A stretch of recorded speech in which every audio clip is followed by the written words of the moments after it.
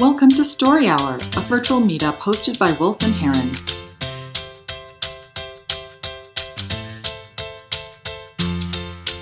There's an old saying that nothing good happens after midnight. And for the most part, this is true, but every now and then a few good things do happen after midnight. And I say this because after about 3 days of labor, a lot of limited sleep, and around 3 a.m, Ruby was born. And thank God it was Ruby, because we didn't have a name for Frank or John or anything like that, and we didn't know what we were going to have. So Ruby comes along. Ruby's out in the world, and within just a few minutes of being born, she's on this scale, and they're weighing her, and I'm looking at her with this like sense of just complete awe, like just I'm really not really believing what I'm seeing. And she's just this perfect little 6 pounds of frail beauty. And she literally turns her head and looks at me, open eyes.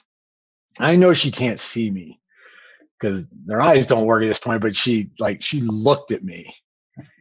And it's something that it will always be embedded in my brain. Like, it's just burned, that image in my brain. And I remember at that time having a really stark realization that this is all new. Like, everything from this point forward was going to be a new thing. It was going to be a first time for so many things, and not just her life, but also mine as well. Right. So after 30 years, I'm making a shift. Right.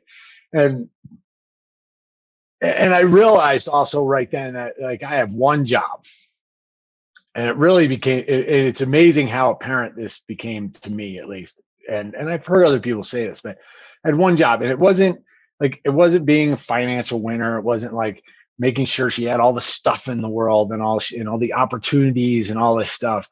And it wasn't about being all knowing and perfect. That it wasn't my job. My job was really simple. It was just to be here. It was to be present, be helpful, and be a secure person in her life. And I felt that, like, I really felt that deeply. And for the first time, understanding that there was going to be all these first times for her and first times for me, realizing that there's another saying that people say, which is, when you have kids, everything changes. And there's some truth to that. Let me tell you, it just happens. But you have choices on how that can be and how that can come forward. And for me, the change was basically about making every day something new and something different. Yay! So, what was good about the story? Let's talk about that first. Go ahead, Kara. So one thing that I thought right off the bat is that it felt like it was a very quintessential opening line in a way. And I liked that. I don't know that I would always like that, but I did like that for this story. I liked the lead in. I was like, oh, this feels like a beginning to a story. And because of that, and the content, the substance of the story, like, that felt cozy in a way, which I think was appropriate. Mm-hmm.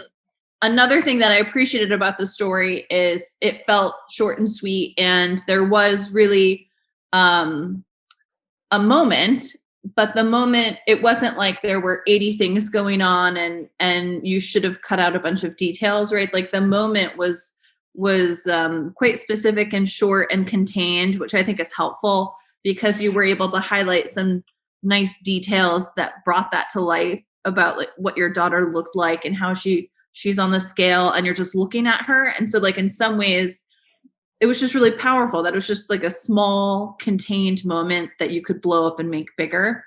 But I liked that it was this short and sweet moment, and that you focused both on how you were feeling and these visual details, because then I could picture that scene happening. Mm-hmm. Thanks. You took all of my things. And I understand where you're coming from with the moment, because so many people can, like most of the time, like somebody might say like, it was my 50th birthday party. Mm-hmm. Like it's a big moment in as far as like the whole party, you figure a party goes on, but really what was that specific moment in that party that was the crux?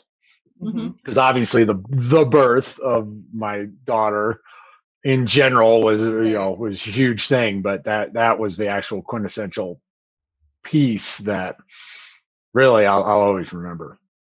That's right. You didn't go into like, this is before we went to the hospital, and then this is who we called, and then this is what was going, like you skipped all of that, which that is, I think what's interesting, it says very clearly, those are stories for another time, but the story for the topic required you to just dive into this one moment.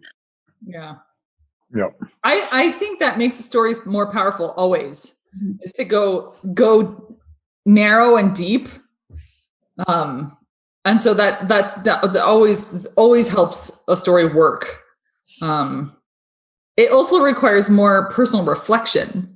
And so like, what is that moment? What is that the specific second when I want to talk about, and what does it look like? And so it works when you do it well. It really does.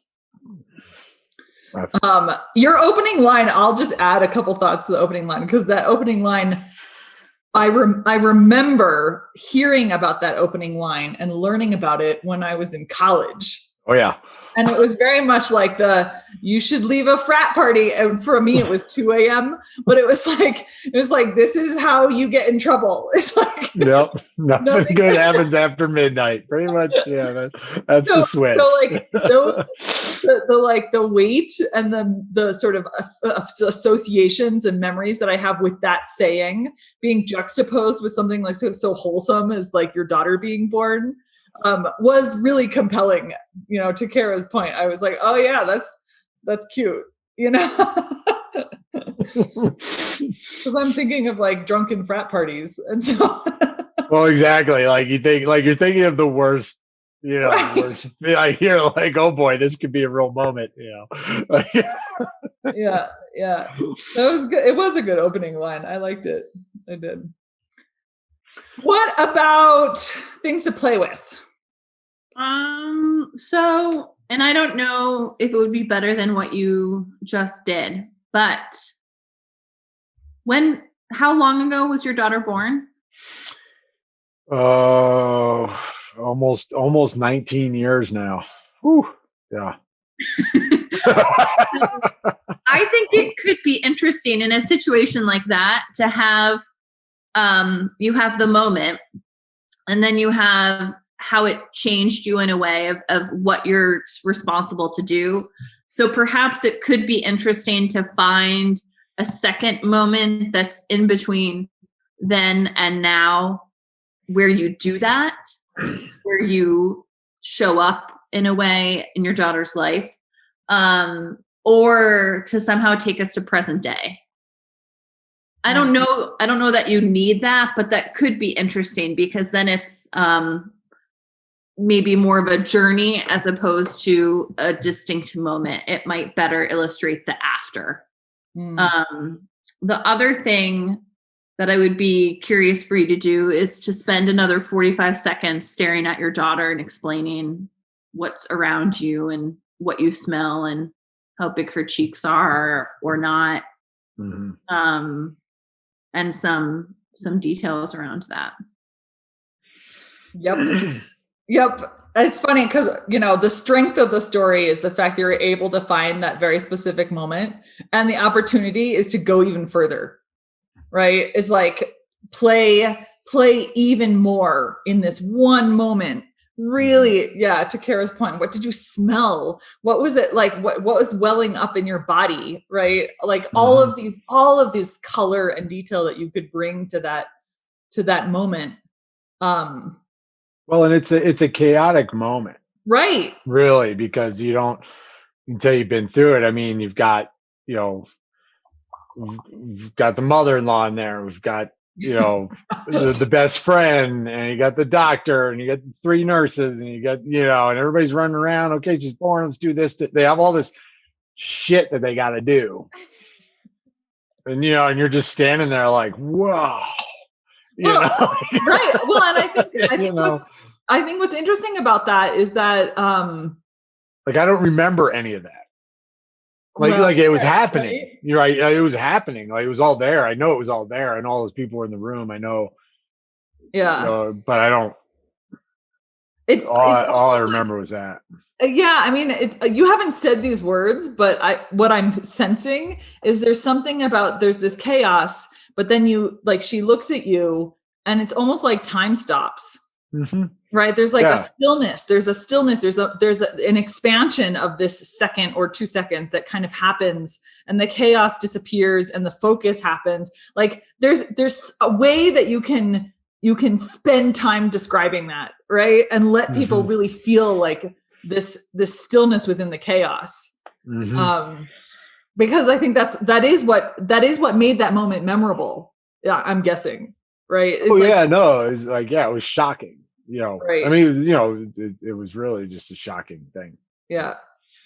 So the other thought that I had, so you talk about nothing good happens after midnight, and then you have this moment with your daughter where she looks at you.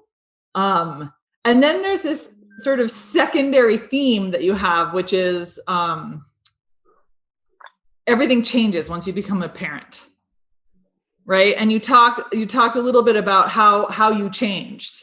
And I almost want you to pick one or the other, like this moment where you look at your daughter, and then if a change happens within you and you want to talk about that, it should be connected to that moment where she looks at you, as opposed to kind of generalizing to, oh, well, once you become a parent, everything changes. And this is a cliche that people say. And yes, there's truth to it. It felt a little bit disconnected from your moment. And I think, like, to Kara's point where she's like, oh, it might be interesting to see you actually live that change out in a second moment somewhere later on in your life. Well, it's funny you say that, because there was part of this that I thought of saying, like, an example of this, an example of being there was when she was, I guess she was 8th grade or something like that. And we were divorced, and I had just gotten back from being out of town, and I got a phone call from her, and she's like, Dad, she's like, I just broke up with Finn. Like, she had been dating us. She's like, I just broke up with Finn. I can't get in touch with Mom. She's skiing. I have my period, and I don't have any tampons. It's like, she was just like, I could just tell she was like on the verge. And I was like, okay. And so off Bart goes to the grocery store to buy tampons and ice cream, because that's really all I got. I got ice cream, like, that's all I got for that. Like, that's my thing. But that's the whole part of the job, is just, you don't have to be perfect. You don't have to be anything but just there, so we sat on the couch and ate a pint of Ben and Jerry's, and so I see what you're saying about wrapping the first moment into maybe how that transported into a second moment. Better than the having kids changes, is a life changer type of thing. So it could be an interesting way to frame it.